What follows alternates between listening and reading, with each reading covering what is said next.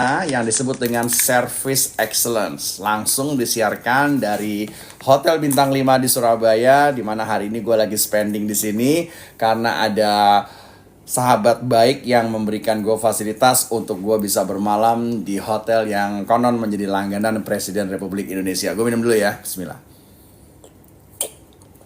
Baik, hari ini khusus malam ini gue mau sharing sama lo semua tentang yang disebut dengan Service Excellence. Perkenalkan sekali lagi, gue Ikrar adalah foundernya Bicara Itu Mudah, yang kalau berbagi nggak ada AE-AE-nya, apa itu, apa namanya, mungkin. Semoga malam ini seluruh teman-teman Bicara Itu Mudah yang sedang berjuang untuk pulang ke rumah, selalu Anda sehat dan selalu Anda bugar. Dan sampai di rumah jangan lupa, jangan pernah marah-marah, selalu sayangi keluarga Anda.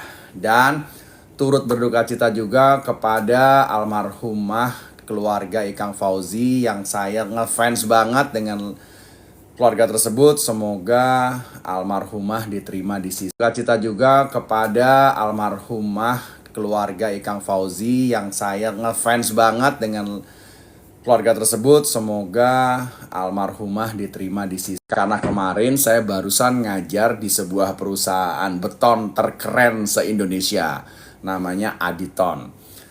Ada dua hal yang mau saya sharing mengenai Service Excellence. Pertama dulu saya mau sharing dulu mengenai pengalaman. Jadi gini, untuk teman-teman yang belum pernah kenal dengan foundernya Bicara Itu Mudah, now Anda melihat saya live streaming dengan kemampuan bicara yang gak pakai AE-AE. Yang belum pernah kenal dengan foundernya Bicara Itu Mudah, now Anda melihat saya live streaming dengan kemampuan bicara yang gak pakai AE-AE dulu untuk men-stitch video orang, tapi Anda mulai berani untuk buat video sendiri. Lalu apa sih yang disebut dengan Service Excellence itu? Kalau dulu kita selalu mendengar istilahnya adalah layanan paripurna. Jadi waktu gua bermalam beberapa Service Excellence itu, kalau dulu kita selalu mendengar istilahnya adalah layanan paripurna. Jadi waktu gue bermalam beberapa hari yang lalu dengan hotel yang berbeda, gue bermalam di sebuah hotel yang saat itu gue yakin dia sebetulnya ingin memberikan pelayanan yang terbaiknya. Ada satu kejadian yang gue mau sharing sama lo, dan ini sebagai pembelajaran bagaimana kita harus memberikan edukasi dan pendidikan kepada karyawan kita tentang artinya empati. Apa itu artinya empati? Sini gue sharing. Kalau lu ntar punya anak buah, lu punya karyawan, lu bergerak di bidang jasa, ataupun bergerak di bidang apapun juga, ada satu value yang mau gue sharing sama lu semua, gimana harusnya kita mendidik mereka. Jadi, singkat cerita, gue mengalami kesulitan di kamar gue di malam pertama. Apa kesulitannya? Dari malam gue udah bilang kalau AC kamar gue rusak. Rusak itu artinya nggak dingin gitu ya. Bukan panas ya, tapi nggak dingin. Oke, mereka udah coba. Terus gue bilang, apakah ada alternatif lain? Ditunggu deh mas. Nah, sambil ditunggu karena gue udah ngantuk, jadi gue ketiduran. Pas gue bangun jam 3-an, gue keringetan gitu loh. Nggak apa-apa, gue anggap ini mereka nggak bisa nyari gue kamar dan alternatif bagi gue. Oke lah, malam pertama oke lah, gue tutup mata. Namun yang berat adalah setelah gue nggak bisa tidur di malam pertama itu, gue besoknya ngajar. Bayangin dong, gue perlu istirahat untuk bisa ngajar 1 hari penuh. Kenyataannya gue nggak bisa tidur dan istirahat dengan tenang karena gue keringetan. Oke? Habis paginya, ini gue mau kasih tahu nih paginya. Jadi paginya gue ketemu dengan resepsionisnya pada saat sebelum gue mau sarapan. Terus gue bilang sama resepsionisnya, mas, saya dari kamar sekian-sekian, saya tadi malam benar-benar susah banget untuk bisa nyaman karena AC-nya itu nggak ada dingin-dinginnya. Bukan rusak ya mas, AC-nya nggak ada dingin-dinginnya, alias adem tapi nggak yang gue bayangin sehingga gue sampai keringetan gitu. Jadi belum sempet gue finish semua obrolan gue terhadap gue mau komplain sesuatu, masnya langsung mau bereaksi ngeliat database di laptopnya. Terus gue kan belum selesai ngomong ya. Terus gue bilang, Mas, dengerin saya dulu. Nah, dilihat database di laptopnya. Terus gue kan belum selesai ngomong ya. Terus gue bilang, Mas, dengerin saya dulu. Nah, ketika lo ada di depan lo, masalah orang komplain, jangan lo bereaksi apa-apa dulu sampai dia selesai. Ekspektasi gue pada saat gue bercerita tentang kendala gue, dia akan ngomong begini, ekspektasi gue ya, yang gak kejadian itu. Terima kasih Pak Ikrar, saya mohon maaf Bapak mengalami malam yang tidak menyenangkan. Gue tuh pengen dapat statement itu, karena ini bukan hotel bintang 1, bukan hotel bintang 2 gitu. Jadi gue berekspektasinya gue dapet statement itu. Tapi nyatanya gue gak dapet statement itu. Jadi pada saat gue belum selesai menceritakan keseluruhannya dan gue belum selesai menceritakan apa yang gue mau, dia langsung bereaksi dengan buang muka ke arah sistem komputernya. Sampai gue harus bilang, dengerin saya dulu. Oke, jadi mulai nada gue tuh gue naikin ya, karena gue ahli public speaking, jadi gue tahu nada kali ini perlu gue naikin. Terus dia berhenti ngeliatin gue lagi. Kemudian baru setelah itu lagi-lagi nih, dia tidak menyampaikan permohonan maafnya dan dia merasa bahwa dia segera harus lihat ke laptop karena dia mau cari kamarnya. Harusnya kalau lo diajarin service excellence, pada saat tamu lo menyampaikan komplainnya, itu harusnya lo mengatakannya, terima kasih Pak Ikrar, izinkan saya untuk melihat database dulu apakah ada kamar pengganti yang jauh lebih nyaman buat Pak Ikrar. Itu nggak kejadian. Jadi gue juga nggak mau memperpanjang pagi itu karena gue harus pergi ke tempat gue melatih public speaking. Jadi gue menikmati saja. Terus dia kemudian bilang, Pak Ikrar nanti kamarnya saya informasikan buat diganti ya. Saya nggak ngomong apa-apa lagi, saya bilang oke mas, terima kasih. Nah saya pergi kan, setelah sarapan saya pergi. Yang lucu lagi sarapan yang kedua nih. Jadi gue mau kasih tahu sama lo lagi bahwa ada beberapa kejadian yang menurut gue itu bisa diatasi kalau lo ngajarin service excellence ke karyawan-karyawan lo. Kejadian yang kedua adalah ketika gue sarapannya adalah gue minta omeletnya itu dalamnya enggak kering. Jadi gue udah ngomong nih dengan salah satu staff nih. Terus gue minta ada kejunya lo masukin ke dalam. Karena gue tuh seneng banget kalau udah di hotel mereka bikinin omelet itu ada keju di dalamnya dan dia setengah matang. Itu bagi gue keren banget. Udah nih, gue tunggu. Terus datang dong dengan orang yang berbeda. Pas didatengin, omeletnya kering, kejunya di atas. Jadi lo tau ya, bukannya dicampur tapi kejunya ditaburin. Gue nggak komen dulu. Karena gue udah mau pergi ngajar, sehingga gue perlu sarapan aja saat itu. Jadi gue nggak komen dulu. Ketika selesai gue pergi ngajar, tiba-tiba jam 10-an gue dapat WhatsApp dari hotel. Ini seru juga nih. Bagus sih, minta maaf bahwa kamar sudah siap penggantinya dan apakah barang-barangnya bisa dipindahin semua. Kebetulan barang-barang gue udah gue siapin semuanya. Terus barangnya pindah nih, selesai kan, sore gue balik dari ngajar, malamnya gue di-entertain dulu makan sama tuan rumah. Terus gue masuk ke kamar baru. Begitu gue masuk ke kamar baru, gue ngerasain langsung AC yang gue bayangkan. Karena kalau gue kan travelnya lumayan sering ya, pindah-pindah hotel lumayan sering. Kemudian gue sering banget tahu mana AC yang beres, mana AC yang gak beres. Jadi ketika gue masuk ke kamar pengganti, gue ngerasain ini baru AC-nya beres nih, seru nih, gue bisa tidur dengan enak. Kejadiannya yang lucu lagi adalah yes, gue bisa tidur dengan enak. Gue ngerasain ini baru AC-nya beres nih, seru nih, gue bisa tidur dengan enak. Kejadiannya yang lucu lagi adalah yes, gue bisa tidur dengan enak. Teman-teman perusahaannya, misalnya Anda bosnya, Anda nyuruh staff Anda untuk hubungin gue, hubunginnya hanya berani lewat WhatsApp.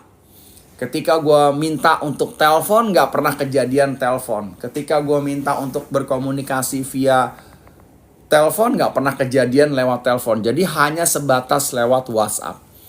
Menurut gue, sebagai orang yang mengerti bahwa kesalahan texting dan WhatsApp itu adalah 93%, maka gue nggak akan pernah mau melanjutkan deal dan melanjutkan obrolan untuk pengadaan pelatihan dengan orang-orang yang nggak mau gue telepon. Jadi gue kasih tahu dulu nih buat seluruh teman-teman Bicara Itu Mudah di seluruh Indonesia. Kalau lo tanya-tanya buat datengin gue, buat perusahaan lo, buat ngajarin di komunitas ataupun di daerah lo, tapi lo nggak mau ditelepon, tim lo nggak mau ditelepon, nggak akan kejadian dengan Bicara Itu Mudah. Kenapa? Karena proses pelatihan itu membutuhkan penjelasan lewat verbal, lewat lisan. Jadi penjelasan lewat lisan itu bisa meminimalkan potensi kesalahan dan misunderstanding. Jadi teman-teman, saya mau kasih tahu lagi bahwa yang disebut dengan service excellence adalah, sekali lagi, attitude. Jadi kalau teman-teman ingin mempelajari tentang service excellence di generasi sekarang, ini adalah service excellence yang paling sulit. Kenapa? Karena baru di generasi sekarang kita memiliki 4 macam generasi yang berbeda. Jadi teman-teman, kalau kita mau berlatih untuk memiliki service excellence yang baik, fundamentalnya adalah perbaiki public speaking Anda. Jadi public speaking itu menjadi dasar dari seluruh kebutuhan industri ada di public speaking. Kalau Anda memang sulit sekali sampai hari ini, ngomong masih berantakan, ngomong masih mencela-mencela, nggak terstruktur, ngomong masih takut untuk sharing aja, takut untuk nanya aja, takut ditelepon orang, takut, maka segera perbaiki penyakit tersebut. Saya sebutnya penyakit karena kami adalah dokter yang akan mengobatinya. Jadi kalau Anda hari ini masih ngalamin untuk bicara takut, nanya takut, untuk berani menyatakan pendapat takut, ngomong masih apa itu, apa namanya, mungkin orang ngomong gak berani lihat kemana-mana, tangan Anda di belakang. Segera, saya kasih tahu ya, segera investasikan dirimu buat belajar public speaking. Public speaking itu dipelajari, hanya perlu belajar sekali, akibatnya seumur hidup, dan lo akan pakai akibatnya itu untuk kerjaan lo, untuk interview lo, untuk ngebesarin bisnis kita, dan segala-galanya. Udah tahu sekarang lagi ada happening viral di LinkedIn, yaitu ada calon karyawan yang diinterview yang ngomongnya berantakan sehingga HRD-nya ilfil untuk melanjutkan interviewnya. Untuk seluruh teman-teman yang mau tanya-tanya soal gimana belajar di Bicara Itu Mudah, silahkan cek, ada wawaknya di bio-nya Bicara Itu Mudah. Lo tinggal klik bio Bicara Itu Mudah, ada nomor wawaknya di sana. Silahkan kontak, nanti langsung akan direspon biayanya, di mana dan bagaimana.